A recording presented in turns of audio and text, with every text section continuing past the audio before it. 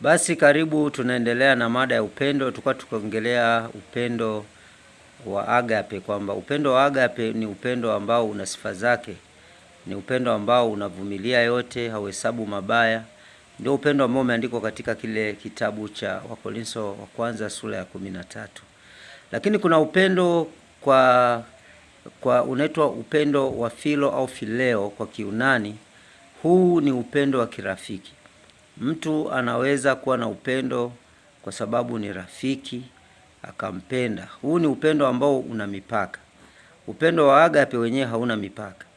Upendo wa agape upenda kabisa kabisa kabisa.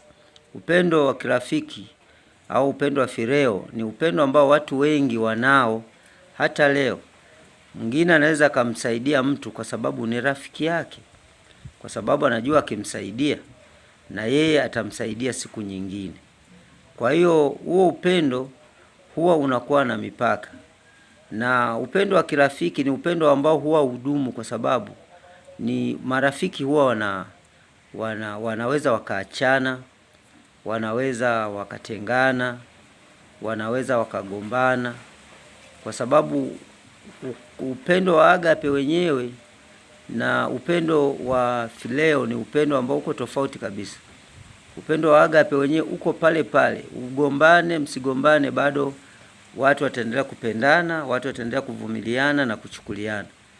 Kwa hiyo tumeona kuwa marafiki wengi wametengana kwa sababu walikuwa na upendo wenye mipaka, upendo ambao hauwezi kuvumilia au kuchukuliana, upendo ambao hauwezi kuchukuliana katika madhaifu.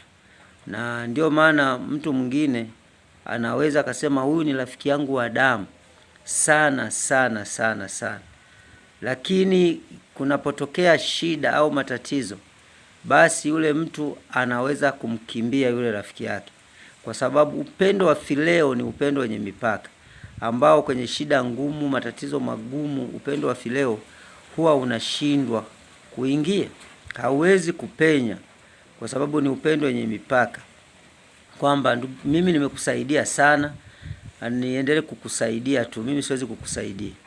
Kwa hiyo inafika wakati watu wengi wanashindwa kutofautia maana ya upendo. Kama wewe unampenda ndugu yako, lazima mwambie kwamba mimi ninakupenda, lakini ni kwa upendo wa kirafiki, au mimi ninakupenda sana, lakini kwa upendo wa agape, maana yake upendo wa kimungu, ili ajue. Mimi ukiniambia nakupenda, nitakuuliza unanipenda